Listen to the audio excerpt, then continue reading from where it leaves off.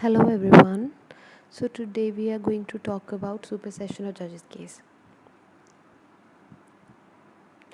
Under Article 124 of Constitution, we have the system of establishment of Supreme Court, and under Article 124 itself we have the provision of appointment of judges of the Supreme Court. For the appointment of judges of High Court, we have Article 217. Now, before independence, we were not having the system of Supreme Court and High Court. We were having federal system came in existence after independence. Now we are having very clear provision of appointment of judges of High Court and Supreme Court. That is, President will appoint it after consultation with other judges of Supreme Court and High Court.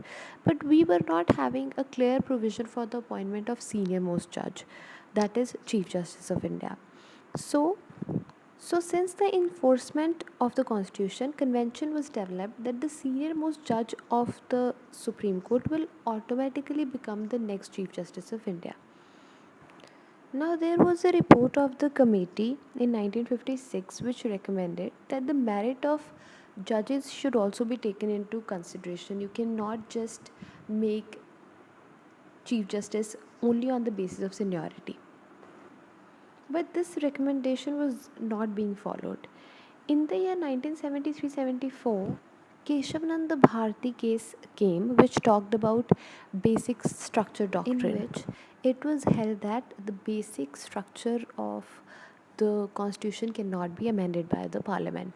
Now, this judgment did not go well with the government, so at the same time there was requirement to appoint the new chief justice because the uh, present chief justice was about to retire.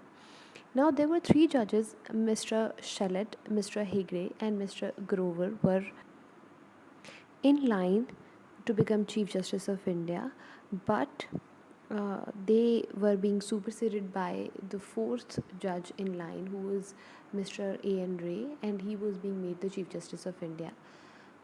This was being called as the first supersession of judges case. Now, the second supersession of judges case came in existence when the decision of Allahabad High Court challenging the election of Prime Minister Indira Gandhi. Allahabad High Court declared that the elections are void. Mrs. Indira Gandhi went to Supreme Court, which gave her partial stay to sit and attend the parliament, but she cannot vote in the parliament. Now, after this, the government declared emergency on the ground of internal disturbances. Under the garb of emergency, government started to put political opponent behind the bars because the emergency is there and you cannot go against. So the question arises in the court that whether emergency can take right to life and liberty of the person. In the case of ADM Jabalpur versus Shivakant Shukla, Supreme Court held that right to life and liberty can be taken away uh, in the emergency. This decision was later overruled by the 44th Amendment, and it was laid down that Article 20 and 21 cannot be taken away even in the emergency. In that ADM Jabalpur case, the person who gave a dissenting opinion was Justice H.R. Khanna, who was not being made Chief Justice after that. And Mr. Beg, who was next in line, was being made the Chief Justice on the ground that the tenure of Mr. Khanna is very short. So this was known as the second supersession of judges case. Thank you for watching.